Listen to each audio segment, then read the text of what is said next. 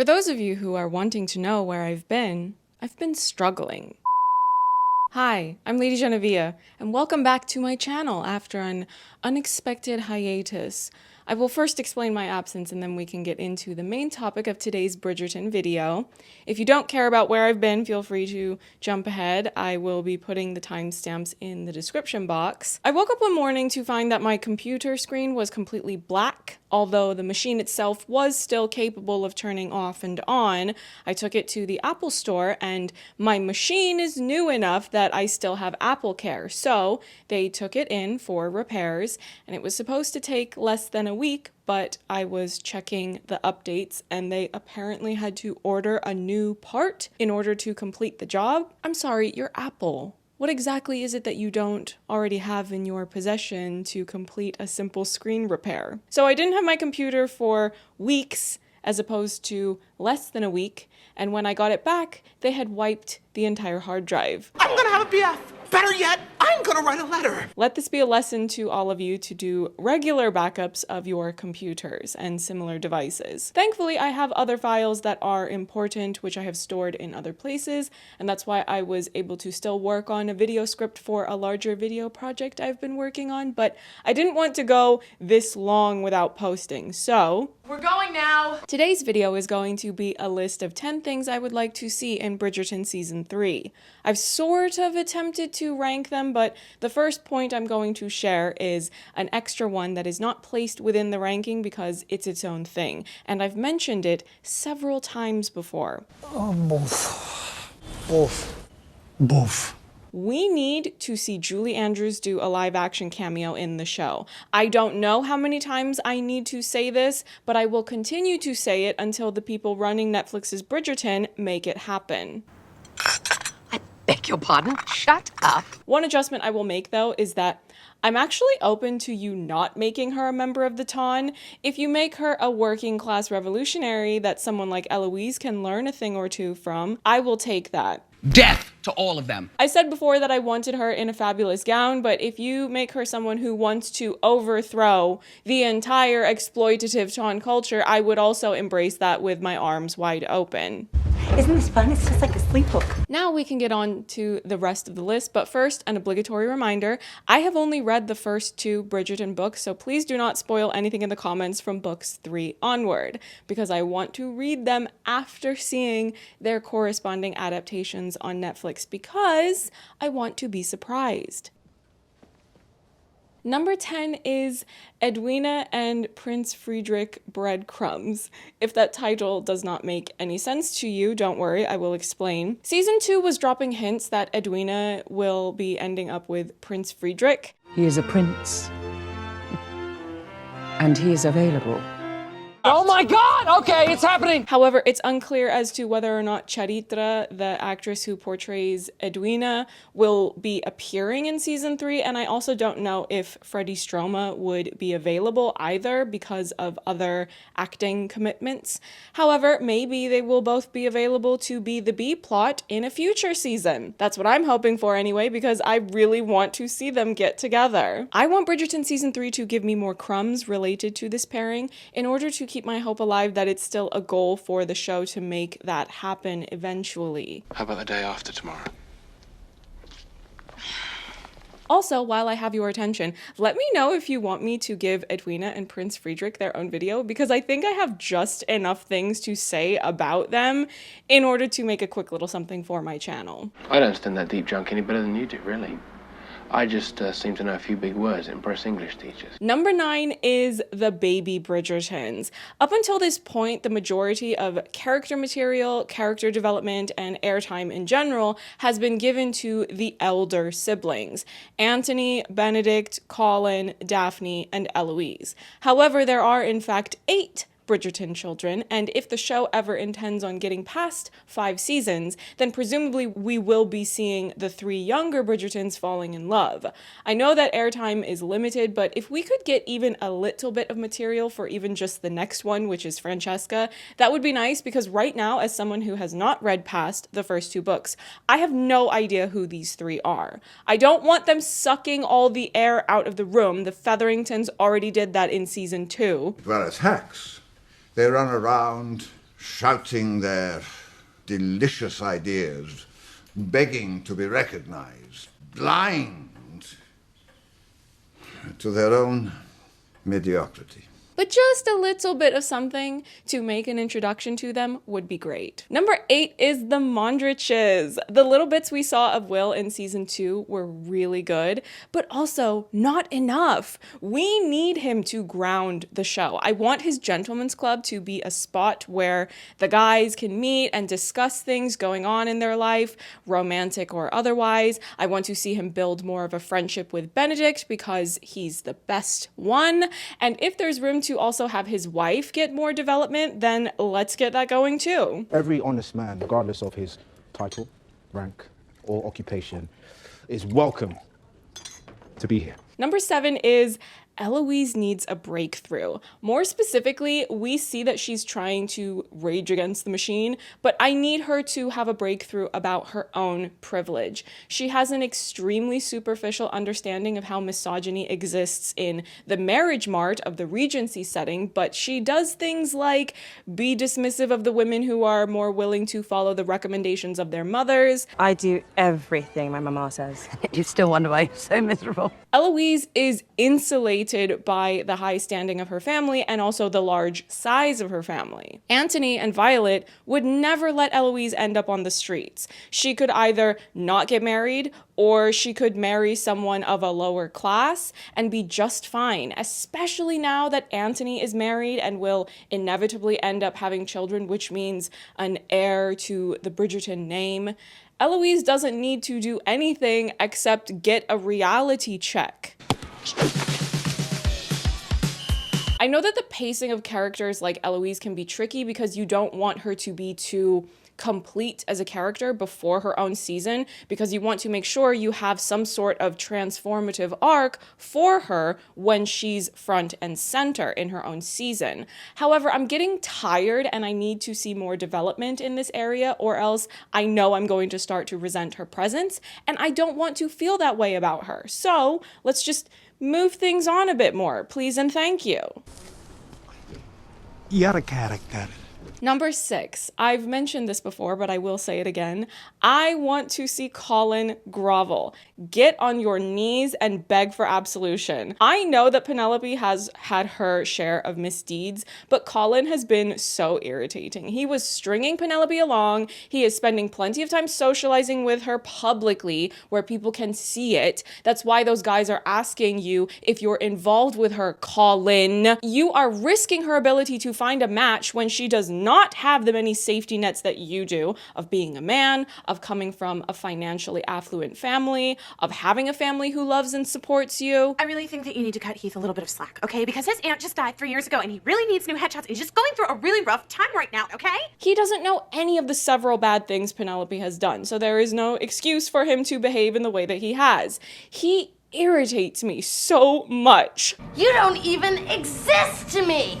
Number 5, Penelope needs to cut ties with her mother. Probably Prudence too, but her mother in particular, cut those ties. I'm not going to mince words here. Penelope's mother is abusive, and with what happened in season 2 of giving Portia so much airtime and material to try to make her out to be a more nuanced character, none of that changes the fact that she is abusive to Penelope. I don't like a lot of things that Penelope has done, but you can't really expect her to have self-love when even her own mother treats her like garbage. The show did a good job of showing with the Sheffields in season 2 that it is absolutely the right call to cut ties with abusive parents. And if the show decides to try to redeem Portia and let her be part of Penelope's life after she gets her happy ending with Colin, I will have less respect for the show running / producing / writing team of Netflix's Bridgerton. I don't need to see Colin putting Portia in her place. I want to see Penelope drawing a red line and ending things with Portia. Do you really want me to be rooting for the idea of Colin and Penelope having a love story, them getting married and having children, and then Portia is somehow going to be the doting grandmother? Absolutely not. It's a terrible idea. Get it away from me. Ugh. Number 4, Penelope needs to apologize and mean it. We all saw that falling out in season 2. Writing your secret little scandal sheet. tarnishing everyone in town all because you are too scared to stand up for yourself in reality. You are messing with the wrong man! You've all these great ambitions, these great plans, but I am the one who actually did something great, and you cannot stand it, can you? When debutantes disagree, they say it with their eyes.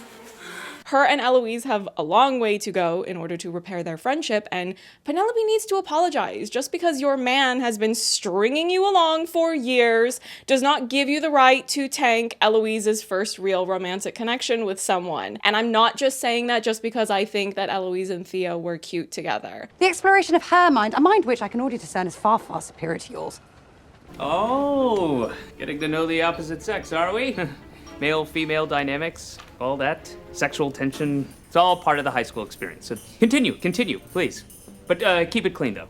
Abstinence is key. Abstinence is the best way to not I've watched season 2 so many times. I am well aware of the fact that the queen backed them into a corner and there wasn't much in the way of options or easy solutions. Penelope, however, should have been honest with Eloise and given her a say in how to proceed. Eloise might have been willing to fall on the sword and the same things would have happened in the way that they did. Or maybe Eloise could have offered up a different piece of dirt on herself that would not have dragged Theo into the mess. Or maybe the two of them could have teamed up to take on the queen together to try to do what she was asking, but also undermine her in a way. I don't know. My point is they could have talked about it. They could have workshopped this predicament together. But Penelope did not give Eloise a say in the matter at any point. How is that supposed to be your best friend, but you won't even confide in her? Is it maybe because deep down you know that you're running a nasty, mean-spirited, selfish tabloid? And for the record, to the book readers who keep telling me that, well, it's not really this severe in the books, that's fair enough, but this is not the books that I'm talking about. I'm talking about the show. And I've said before that I have my own personal reasons for having a visceral disdain for tabloids, and I cannot remove those experiences from my perception and consumption of the show. I don't know what that is. I don't want to be involved. Penelope cannot have her redemptive character arc without apologizing. I couldn't say no. I needed the cash. I mean, look at the stamp. I don't even have a basic cable. Now, I would also love for her to be able to apologize to Marina, but I don't know how realistic it is